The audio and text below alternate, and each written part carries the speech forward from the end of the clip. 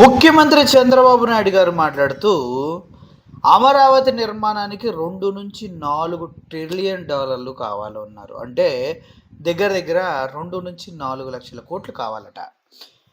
ఈ గ్రీన్ఫీల్డ్ రాజధాని నిర్మించడం కోసం ఆయన తక్కువ అమౌంటే, 2 నుంచి 4 లక్షల కోట్లు అంటే చాలా తక్కువ అమౌంట్ ఆయన దృష్టిలో.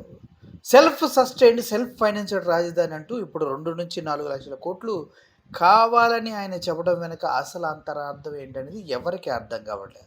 నాకు అర్థమైంది అనుకోండి.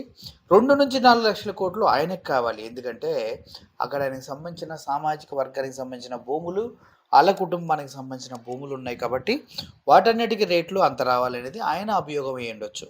అమరావతి బాండ్లను బీఎస్సీలో లిస్ట్ చేస్తారట. బీఎస్సీ అంటే తెలుసు కదా, మన స్టాక్ మార్కెట్లో లిస్ట్ చేస్తారట.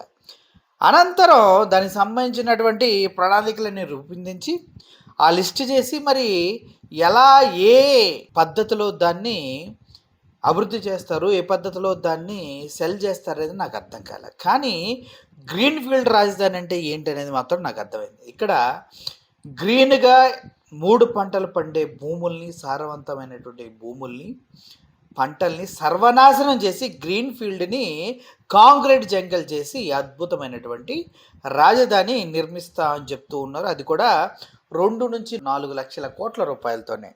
అయితే మీరు అడగొచ్చు, గడిచిన 7 సంవత్సరాలు చంద్రబాబు నాయుడు గారు ముఖ్యమంత్రిగా ఉన్నారు కదా, విభజించినటువంటి ఆంధ్రప్రదేశ్లో ఆయన ఎంత ఖర్చు పెట్టారు అమరావతి కోసం అని మీరు నన్ను అడిగితే మాత్రం నేను కేవలం 8,000 కోట్లు ఖర్చు పెట్టారు. మరి ఎప్పుడు ఈయన అనుకున్నటువంటి రాజధాని నిర్మించబడుతుందంటే ఇప్పటికీ కొన్ని అప్పులు తీసుకొని 10 సంవత్సరాల్లో చెల్లిస్తానని మొదట 2014 నుంచి 19 మధ్యలో అప్పులు తీసుకున్నారు. వాటి 10 సంవత్సరాల టెన్యూర్ కూడా అయిపోతుంది. మొత్తం చెల్లించకపోతే తొక్క తీస్తారు బ్యాంకు వాళ్ళు. మరి చంద్రబాబు నాయుడు గారు ఆ అప్పులు ఎలా చెల్లిస్తారు ఏంటనేది కూడా చూడాల్సిన అవసరం ఎంతైనా ఉంది. అర్థమైంది కదా, గ్రీన్ ఫీల్డ్ అంటే మొత్తం క్లియర్ కాంక్రీట్ జంగిల్. మళ్ళీ బీఎస్సీలో లిస్ట్ చేస్తారంట. నమస్కారం సార్, అర్థమవుతుంది కదా మీకు. Thank you so much.